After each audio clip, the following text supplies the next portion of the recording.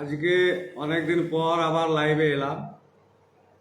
লাইভে আসার মূল কারণ হচ্ছে এই যে আমাদের যে মালিবাড়ি অঞ্চলের প্রধান জাহাঙ্গীর,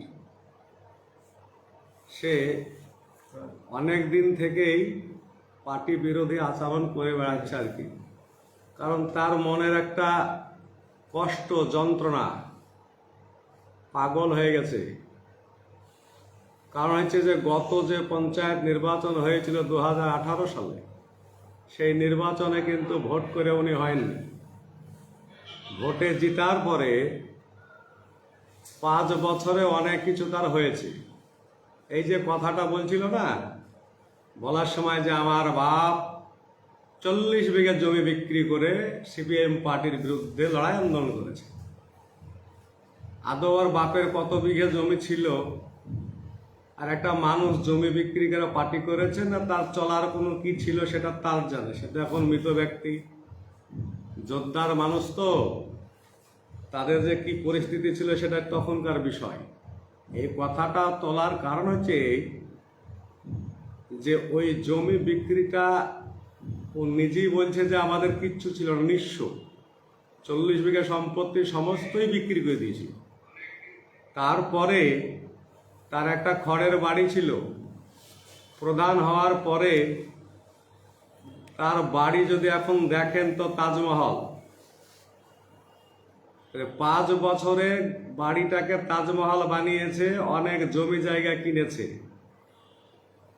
কোনো মেম্বারকে এবং এলাকার কোনো মানুষের কথা বলতে দেয়নি, বাকরুদ্ধ করে রেখেছিল। সেই সময়ে লুটেরাজের মতো অনেক কিছু তার সম্পদ হয়েছিল। সেই সম্পদ ভোগ করছে। তার বাড়ি থেকে একবার দেখবেন, যার সম্পত্তি নাই, অনাথ নিঃস্ব ছেলের, তার আজকে প্রধান হওয়ার পরে কি হয়েছে বাড়িটা। এখন তিনি এই প্রধান হওয়ার পরে যে সমস্ত মানুষের কাছে বিভিন্ন বিষয়ে চাকরি বলেন, ঘর বলেন, যে সমস্ত টাকা নিয়েছিল, তারা তো ব্যাক চাইছেই। প্রতিনিয়ত অপদস্থ হচ্ছে এলাকায়। এই অপদস্থর জেরে এবং পঞ্চায়েতে যাওয়ার একা স্বজন পোষণের যে চিন্তা ভাবনা ছিল বা করেছিল, সেই পূর্বের ভাবনাটা এখন আর কাজে লাগছে না। এক কথায়, বিড়াল যদি মাছের গন্ধ পায়, একবার যদি মাছ খায়, তাহলে তার ওই মাছের নেশা দাঁতে লেগে থাকে। তা আমাদের এই প্রধানের দাঁতে লেগে আছে নেশা। সে মাছ খুঁজছে। ওই পঞ্চায়েত এলাকায় ভোটে জিতার পরেই ও জোর করে একরকম মেম্বারদেরকে না নিয়ে প্রধানটা হয়েছিলেন, বাধ্য ছিল তারা তাকে প্রধান করতে। সেই প্রধান হওয়ার পরে ও একের পর এক অসৎ পথ অবলম্বন করেছিলেন। সেই কারণে মেম্বাররা বিরূপ হয়েছেন। আপনারা খোঁজ নেবেন, জানলেও এর যে কত বড় চরিত্রবান, কত বড় নীতিবান, আদর্শবান লোক, এইটা একটু খোঁজ নেবেন বিডিও অফিসে গিয়ে। তিনি একটা রাস্তা করেছিলেন তার এলাকায়, সমস্ত কিছু টেন্ডার সমস্ত কিছু প্রসেসিং কমপ্লিট করেছিলেন, এবং বিল মারতে গিয়ে সেটা আটকে গেছে, সেখানে রাস্তাই করেন। এই রকমের কাজ তিনি গত নির্বাচনের পর করেছিলেন। আজকে সেটা হচ্ছে না। তিনি মসনদে বসে আছে, চেয়ারে ঘুরছে ফুটছে, কিন্তু তার আর রাজত্ব নাই। মানে রাজা শুধু, কারণ রাজার যে জমিদারি থাকে সেটা তো নেই, সেটা ছিল মেম্বার। এই মেম্বাররা তার এই ধরনের কুকীর্তির জন্য তাকে সমর্থন করে না। যে একটা পঞ্চায়েতের প্রধান, তার মেম্বারদেরকে চলার ক্ষমতা নাই, আর সে আজকে বিধানসভার হিসাব খুঁজছে। বলে না যে কোথায় হাওড়ার কোথায় কি যেন, এ হয়েছে তার মানসিকতা। আজকে বিভিন্ন জায়গায় ও আমাদের ব্লক সভাপতি মেহবুব মুর্শিদকে আপনারা চিনেন, যে এই লোকটি কত সজ্জন ব্যক্তি। আমাদের বিধানসভার বিধায়ককে চিনেন, যে তার বাপের অনেক সম্পত্তি ছিল, সবকিছু বেচে বোধহয় পার্টি করেননি। আর তার ছেলে ভিখারিরা, যে কার কাছে 10 লাখ, 5 লাখ, 2 লাখ, 1 লাখ নিতে আসবে অঞ্চল সভাপতি করার জন্যে, এই নোংরা কথা বলার জন্য তার বিচার হওয়ার দরকার। যাদের নাম দিয়ে, আমাদের হানিফের নাম দিয়ে যে কথা বলেছে, হানিফ হয়তো ইতিমধ্যেই তার বিরুদ্ধে কমপ্লেন করবে। আমার কাছে যতটুকু খবর, যে এই ধরনের কথা তিনি বলেননি। আমাদের ব্লক সভাপতি মেহবুব মুর্শিদ খুবই সততার সঙ্গে, নিষ্ঠার সঙ্গে পার্টিটি চালাচ্ছেন, এবং তার যে ইচ্ছা, তাকে বিভিন্ন জায়গায় যখন হেনস্থা হতে হচ্ছে তখন সভাপতিকে বলছে, আপনি আমার একটু থানায় বলে দেন যে আমাকে অমুক জায়গায় টাকা চাইছি। এই বিড়ম্বনায় পার্টি ওর জন্য আছে, সেইটা আমাদের মেহবুব সাহেব তার হয়ে বলতে যায়নি। তিনি বলেছিলেন, যাদের কাছ থেকে টাকা পয়সা নিয়েছো সে সমস্ত টাকা ফেরত দিয়ে দাও। এই বিষয়ে আমি কিছু বলতে পারবো না। এটা হচ্ছে তার অপরাধ। আজকে মেম্বাররা তাকে চুরি করতে দিচ্ছে না, এটা তার অপরাধ। তো নিজের চেয়ারটা ঠিক করো। আর কি কত বড় নির্বোধ যে বিধানসভার এমএলএ 50,000 ভোটে জিতবে। জনগণের খুব ক্ষোভ, আমার বিরুদ্ধে কোনো ক্ষোভ নাই।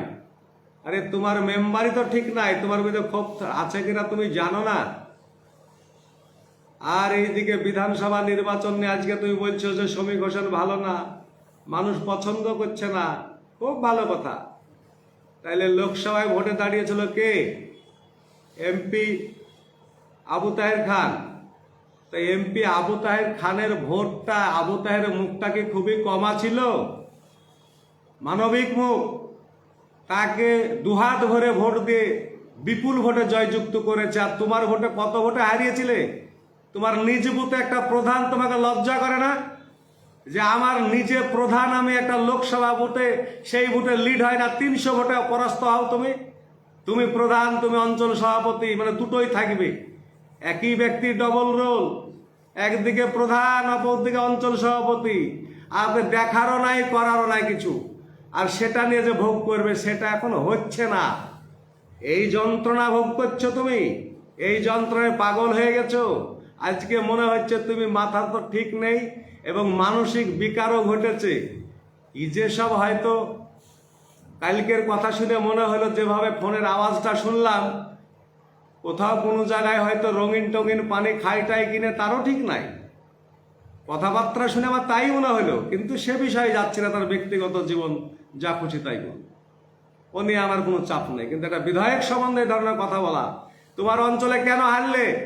লোকসভা নির্বাচনে 900 ভোটে হেরেছো। বিজেপি তাও একটু বাঁচিয়েছিল তোমাকে। বিজেপি 1600 ভোট পেয়েছে। 1600 আর 900 কত হয়? 2500। 2500 ভোটে একটা অঞ্চলে হারো তুমি। তুমি অঞ্চল সভাপতি, তুমি অঞ্চলের প্রধান, একই রোল ব্যক্তি। তাহলে দোষটা আজকে কি না, তো এমএলএ সৌমিক হোসেনের জন্যে জনরোষ হয়েছে, আর আমি তাকে হারাবো। আরে জনগণ ভোট দিবে, তুমি প্রধান বলছো হারাবো কেন?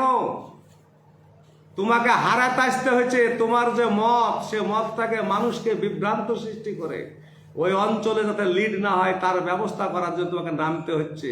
তুমি নিজে মুখে বলছো হ্যাঁ জনগণের সাথে আমি আছি হারানোর জন্যে। তো থাকবেই বিরোধী। সেই সব বিরোধীকে আমরা দেখে নিব নির্বাচনে কত বিরোধী হয়, আর নির্বাচনে কত ভোটের জয়যুক্ত হয়। সমীক হোসেন গতবার যে ভোটে জিতেছে তার চাইতে অন্তত 10,000 ভোটে জিতবে। এইটাই রানীনগর, এটাই রানীনগরের পরিস্থিতি। রানীনগরের আনাচে কানাচে, বাড়িতে, ঘরে, বাইরে, যুব, ছাত্র, মহিলা, সমস্ত মনে, মানুষের মনে একটি কথা, সমীক হোসেন, সমীক হোসেন। রানীনগর ব্লকে সবসময় একটি কথা, মেহবুব মুর্শিদ, মেহবুব মুর্শিদ। কারণ কি? এর কারণ আছে তো। প্রত্যেকটা মানুষের সঙ্গে নিবিড় সম্পর্ক, কারো কাছে তুলাবাজি করে না, তালাবাজি করার দরকার হয় না। এই সংগঠন আমরাই চালাচ্ছি সকলে মিলে, কাঁধে কাঁধ মিলে। সেটা তুমিও ভালো জানো। কিন্তু তোমার আজ যন্ত্রণা হচ্ছে কি? তুমি শুনেছ যুব সভাপতি, তার নাকি পারমিশন নেওয়া হয়নি। বিরাট নেতা, ওর পারমিশন নিতে হবে যে আমি যুব সভাপতিকে আগে করতে হবে। তোমার পারমিশন নিবে কেন? তোমার মনের মতন যেগুলা খাই দাই পার্টি, সেগুলাকে নিয়ে পার্টি করবা? যুব সভাপতি করা হয়েছে, তোমার খুব খারাপ হয়েছে কি না? তো জোটের লোককে যুব সভাপতি করেছে। আরে মমতা ব্যানার্জি, অভিষেক ব্যানার্জি পরিষ্কার একদম বিবৃতি দিয়েছে, জনগণ যাকে চাই সেই নেতা, জোটের সেই লোকের ক্ষমতা ছিল বলেই তোমাকে হারিয়েছে, আর তাই জিতানোর জন্য তাকে আবার নিয়ে এসে যুব সভাপতি করা হয়েছে। তোমাকে রাখলে পরে আবার 5,000 ভোটে হারতে হবে ওই অঞ্চলে। সেই কারণে তোমার মুখটা দেখতে চাইছে না, সেটা পরিষ্কার করে বলো যে আমার মুখটা দেখতে পাচ্ছে না, সেই কারণে তুমি ওই এমএলএর কথা বলতে আসছো। হ্যাঁ, তুমি এমএলএ কোথায় আর তুমি কোথায়? শ্রমিক হোসেন গোটা রানীনগর এখন ঘরের মানুষ, প্রত্যেকটা বাড়ির মানুষ, তার বিরুদ্ধে কথা বললে সবাই মুখ খুলবে, তুমি মুখ সামলে কথা বলো। এগুলো ঠিক নয়, এগুলো গরিত অপরাধ। তোমার অত ক্ষমতা হারানোর তো তুমি কেন প্রধান ছাড়ছো না? তুমি বলো রিজাইন দাও যে আমি তৃণমূলের প্রধান থাকবো না, কারণ শ্রমিক হোসেনকে আমার পছন্দ হচ্ছে না, মেহবুবকে আমার পছন্দ হচ্ছে না, আমি প্রধান থেকে পদত্যাগ করলাম। তোমার কারণে, তোমার জঘন্য আচরণের কারণে ওই হাবু বলে একজন মেম্বার, তার মেম্বারশিপ খারিজ করেছে তৃণমূলে ভোটে জিতা। তুমি ভুলে গেছো? আজকে তুমি বড় বড় লেকচার মারছ। কাজেই তোমাকে আমি সতর্ক করে দিচ্ছি, রাজনীতি করো রাজনীতির মতো, ব্যক্তিগত মানুষের উপর আক্রমণ তুমি ঠিকেলে রাখনি রানীনগরের। তুমি রানীনগরের বস না, একটা অঞ্চলেরই বসাতে পারো না। পার্টি তোমাকে আর কি দিবে? পার্টি তোমাকে দিয়েছে ওই অঞ্চলের প্রধান, পার্টি তোমাকে দিয়েছে ওই অঞ্চলের অঞ্চল সভাপতি, আর তারপরে তোমার লোকসভা ভোটে আবু তাহের খানের মতন লোক। কেন আবু তাহের কি চুরি করেছিল নাকি তোমার কাছে? কিছু চেয়েছিল? তার জন্য অঞ্চলে ভোট খারাপ হয়েছিল? ওইসব শাক দিয়ে মাছ ঢাকা যায় না। কাজেই তুমি তোমার মতো করো। তোমার কত বড় হিম্মত হারানো, কত ক্ষমতা, তুমি বিরোধী জায়গায় যাও যে হারাও, তবে বুঝবো যে হ্যাঁ তুমি খুব বিরাট নেতা, বড় নেতা, তোমার উপর নেতাবাদ হার নাই। তাহলে আগামী দিনে তোমার বিধানসভায়, না বিধানসভায় নাই, তোমাকে লোকসভায় দাঁড় করানো হবে। কোনো চিন্তা নেই, তোমাকে লোকসভায় দাঁড় করানো হবে। কাজেই প্রত্যেকটা মানুষের একটা কথা বলার সময় ভাবনা চিন্তা করার দরকার যে কার বিরুদ্ধে আমি নেতা করতে যা পয়সার কথা বলতে যাচ্ছি। আমি অঞ্চল সভাপতি নেই, আমি টাকা দিয়েছি। তোমাকে বলেছে ব্লক সভাপতি হবা, তুমি মানে ব্লক সভাপতিরা দৌড়েছিলে, মানে তুমি প্রধান হবা, তুমি অঞ্চল সভাপতি, তুমি আমার ব্লক সভাপতি। তো ব্লক সভাপতি হওয়ার জন্য গাড়ি কিনতে বলেছে।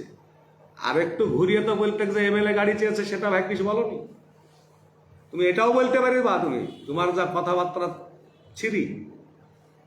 তো আমাকে নাকি গাড়ি কিনতে বলেছে, তৃণমূলের গাড়ি ছাড়া হবে না। তাই আমি গরিব মানুষ, গাড়ি পাবো কি করে? অত বড় বাড়িটা কি করে তুললে? আসলে বাড়িটা তো কেউ কেড়ে দিতে পারছে না, আর গাড়িটা তুমি কিনলে কেড়ে নিবে। গাড়িটা তুমি কিনতে পারবে না, তোমাকে জমি কিনতে হবে। তাই তো তুমি জমি কিনছো, আর এখন একটু ভাটা পড়েছে, সেই কারণের জন্য একটু সমস্যা হয়েছে। কাজেই তোমাকে আবারও বলছি, তোমার এই এমএলএ, আমাদের যে 63 বিধানসভার বিধায়ক শ্রমিক হোসেন এত মানুষের কাজ করছে, এত মানুষের পাশে আসে, তিনি জননেতা, তার বিরুদ্ধে যে কথা বলেছ, তার জন্য দুঃখ প্রকাশ করা উচিত এবং আবার তোমার লাইভে আসা উচিত। আমি তোমাকে এটাই বলবো, একজন সজ্জন মানুষ, আলেম সাহেব, হাফেজ, যে গোটা পশ্চিম বাংলায় দাপিয়ে বিভিন্ন জায়গায় তিনি আলোচনা করেন এবং আল্লাহর বাণী শোনায়, তার প্রতি মানুষ তার কত ভক্ত জানো? সেই মানুষটার বিরুদ্ধে তুমি এত বড় কথা বলতো, তুমি দ্বিধাদ্বন্দ্ব করলে না, এটা খুবই অন্যায়। আমি চাইব যে এই অন্যায় থেকে একটু বিরত থাকবেন, কারণ কাউকে তো কথা বলার আগে নিজের দিকে আঙুল তুলতে হবে যে চর এলাকায় তুমি কত টাকা নিয়েছো, ঘরের জন্য মনে পড়ছে, এসব মানুষ টাকা চাইবে তো। কাজেই তুমি এই নিয়ে আর বাড়াবাড়ি করবা না। তোমার ইমিডিয়েটলি আমরা চাই তুমি দুঃখ প্রকাশ করো, আর না হলে তোমার বিরুদ্ধে আমরা আইনি আশ্রয় নেব এবং তোমাকে আইনে জবাব তোমাকে দিতে হবে। ধন্যবাদ সকলকে। এই বলে আমি আমার আলোচনা শেষ করছি।